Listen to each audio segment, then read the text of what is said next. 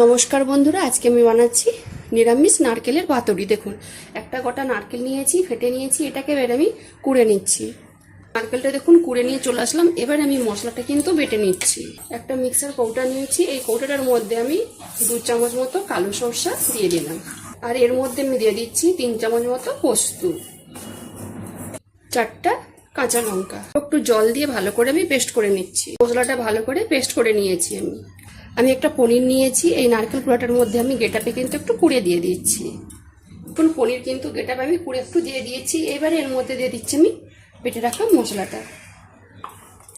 এর মধ্যে একটু আমি গুঁড়ো মশলা দিয়ে দিচ্ছি, 1 চিমটা মতো হলুদ গুঁড়ো, 1 চামচ মতো চিনি, পরিমাণ মতো নুন, কাঁচা সরষার তেল, 1 চামচ মতো কালো জিরে। এটা হাতে ভালো করে আমি মেখে নিচ্ছি।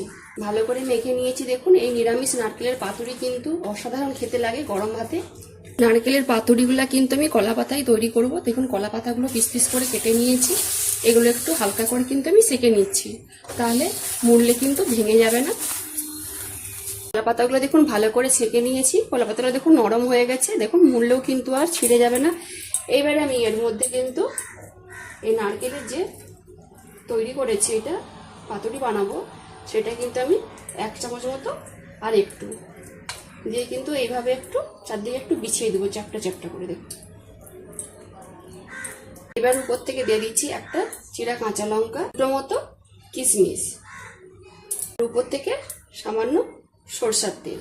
এটা কিন্তু ভালো করে মুড়ে নিচ্ছি। দেখুন, এই সাইডে মুড়ে নিলাম, এইদিকে মুড়ে নিলাম, এইভাবে কিন্তু এই পাশটাও কিন্তু মুড়ে নিচ্ছি। দেখুন,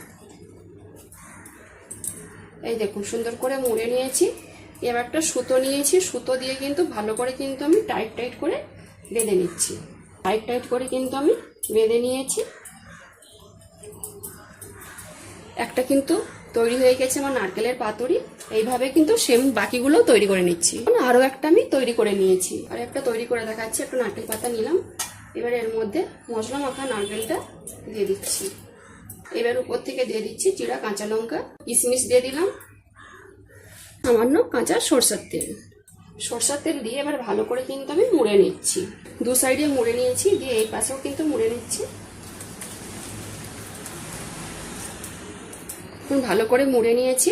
এবারে সুতো দিয়ে কিন্তু টাইট টাইট করে বেঁধে নিতে হবে। ভালো করে বেঁধে নিয়েছি। দেখুন, আরও একটা তৈরি করে নিয়েছি। ওগুলো দেখুন ভালোভাবে কিন্তু বেঁধে নিয়েছি। এবারে আমি এগুলোকে সেঁকে নিচ্ছি। নারকেলের পাতুরিগুলো সেঁকে নেওয়ার জন্য দেখুন একটা তাওয়া বসিয়ে দিয়েছি। তাওয়ার মধ্যে কিন্তু আমি সরষার তেল দিয়ে, তাওয়ার মধ্যে সরষার তেলটা দিয়ে তাওয়ার মধ্যে চারপাশ একটু গুলিয়ে দিয়েছি। তাওয়াটা গরম হয়ে গেছে। এবারে নারকেলের পাতুরিগুলো একটা একটা করে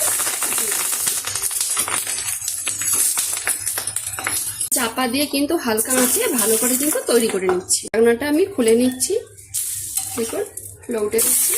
একদিকে কিন্তু ভালোভাবে কিন্তু পাতাটা দেখুন ছাঁকা হয়ে গেছে, অন্য পাশটা কিন্তু আমি লৌটে দিচ্ছি। লৌটে নিয়েছি, আরও একটু উপর থেকে আমি তেল দিয়ে দিচ্ছি।